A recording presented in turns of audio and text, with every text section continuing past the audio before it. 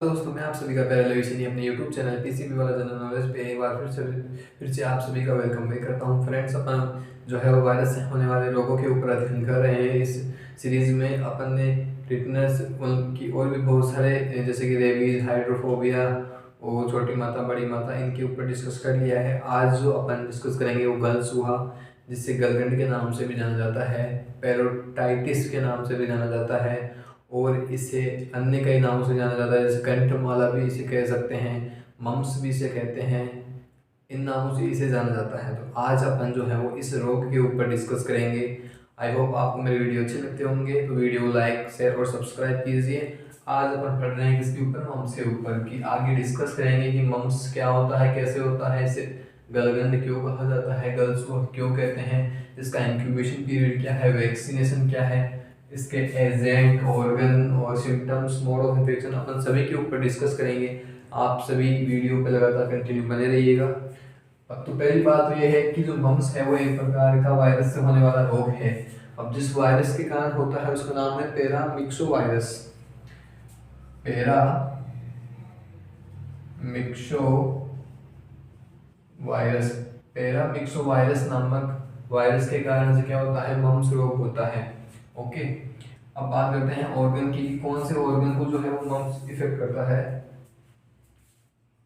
तो salivary gland यानी कि लार ग्रंथियां, लार जो ग्रंथि है, सलाइवरी ग्लैंड यानी कि लार ग्रंथि को क्या करता है, जो पैरामिक्सो वायरस है वो क्या करता है, प्रभावित करता है। अब कौन सी लार ग्रंथि को करता है, तो पैराटोइड जो लार ग्रंथि है उसको प्रभावित करता है। पैराटोइड जो लार ग्रंथि है वो कहाँ होती है, जो अपना कान है और उसके नीचे की ओर यहाँ पे होती है, यहाँ पे दोनों साइडों में एक और पैराटोइड लार ग्रंथि पाई जाती है, जिसको पैरामिक्सो वायरस जो है वो प्रभावित करता है, जिसकी वजह से जो यहाँ पे स्वेलिंग हो जाती है और उसकी वजह से उसमें तेज पेन होता है, जिसकी वजह से फीवर, हेड एक, फैटिग, लॉस इन एपेटाइट और सोर थ्रोट यानी कि गले में दर्द, पीड़ा, बोला नहीं जाता, निगला नहीं जाता, खाया नहीं जाता, कुछ सिर में दर्द रहता है, बुखार रहती है, आदि समस्याएं जो है इससे उत्पन्न हो जाती है। मित्रों, जो ये पैरामिक्सो वायरस है उसके कारण इसको इफेक्ट करता है। ये सलाइवरी जो ग्लैंड है, उसमें सलाइवरी ग्लैंड 3 प्रकार की होती है, पैराटोइड ग्लैंड, सबलिंगुअल और सब मैंडिबल। तो जो पैराटोइड ग्लैंड है उसको क्या करता है, ये प्रभावित करता है। अब इसके सिम्टम्स की बात कर ले तो सिम्टम्स में जो है वो पैराटोइड या पैराटोइड ग्रंथि में सूजन व साइज का बढ़ना तथा दर्द, और क्या होता है, दर्द होता है, और दर्द होगा, इसके साथ साथ क्या होगा, बोलने में परेशानी, बोलने में परेशानी या निगलने में परेशानी, या निगलने में परेशानी। बोलने में परेशानी होगी या निगलने में परेशानी होगी, क्योंकि गले में भी क्या हो जाती है, शोरो हो जाती है, यानी कि दिक्कत हो जाती है। बात करते हैं मोड ऑफ इन्फेक्शन की, कैसे फैलता है, तो कफिंग, स्नीजिंग, टचिंग। टचिंग कैसे, इन्फेक्टेड चीज को अपन टच कर रहे हैं तो टच होगा, या फिर कपिंग, स्नीजिंग अपन, या फिर ड्रॉपलेट्स बोल सकते हैं, ड्रॉपलेट्स। ड्रॉपलेट्स कैसे कि अगर किसी व्यक्ति के क्या हो रहा है, पैरामिक्सो वायरस उसके बॉडी में एंटर कर गया और उसके मम्स, गलसुआ या इन्फेक्टियस पेराटोसिस हो रहा है, गलन रोग हो रहा है, तो वो वायरस क्या है, उसके ड्रॉपलेट के दौरान उसके यही तो होता है, जो पैराटिड ग्लैंड है वो यही तो होती है। तो जब वो बोलेगा या चीखेगा, स्नीजिंग, कफिंग के दौरान इसके ड्रॉपलेट्स के रूप में इसका बैक्टीरिया क्या होगा, एयर बॉन्ड में क्या होगा, बाहर आएगा। तो अगर ये किसी अन्य व्यक्ति के संपर्क में आता है तो वो व्यक्ति उससे क्या हो जाता है, ग्रसित हो जाता है ना।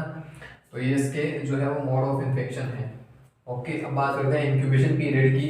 तो जो पैरामिक्सो वायरस है इसका इंक्यूबेशन पीरियड जो है वो 12 से लेकर के 26 डेज तक क्या किया गया है, मेजर किया गया है।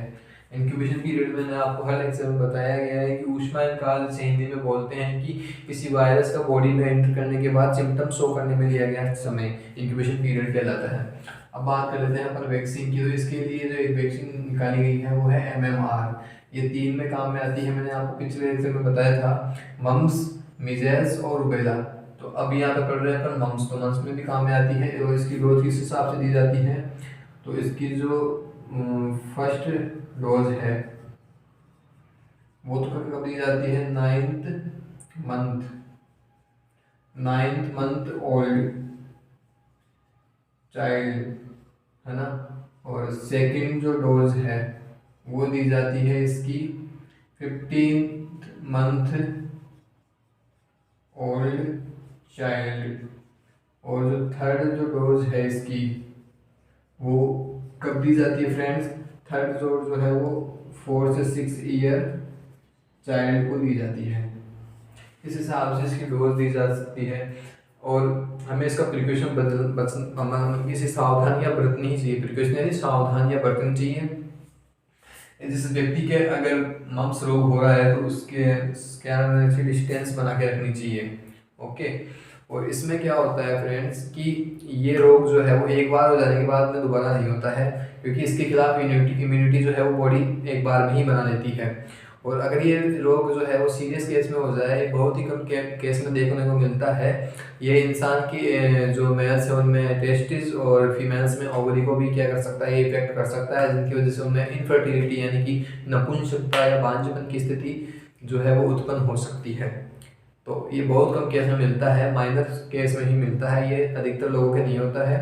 ये गले में या फिर यहाँ पे गलसुआ ये होके रह जाता है। गलसुआ क्यों बोलते हैं इसको, क्योंकि जो ये क्या होता है, दोनों गालों पर क्या पाई जाती है, पैराटाइड ग्लैंड पाई जाती है, तो उसमें क्या जाती है, स्वेलिंग आ जाती है। तो गल यानी गाल और सुआ यानी सूजन, तो यानी कि गाल सूज जाते हैं, इसलिए इस रोग को अपन गलसुआ या फिर गलगंड रोग भी कहते हैं। ओके। और एक चीज कि इसका जो डायग्नोस है वो डॉक्टर सिम्टम्स के द्वारा भी कर सकता है और PCR के थ्रू कर सकता है, सीरम के थ्रू भी इसका जो है वो डायग्नोस कर सकता है। पर जनरली साइन और सिम्टम से इसका जो है वो डायग्नोस कर लिया जाता है। किसी डाउट केस में ही इसको लेबोरेटरी टेस्ट के द्वारा किया जाता है, अन्यथा जो है वो अपन साइन और सिम्टम्स से ही जनरली पहचान लिया जाता है कि इस व्यक्ति की मम्स यानी कि गलसुआ या पेराटोसिस रोग जो है वो हो रहा है। आई होप आपको लेक्चर अच्छा लगा होगा। अब मिलते हैं अपन नेक्स्ट लेक्चर में, तब तक के लिए फ्रेंड्स धन्यवाद।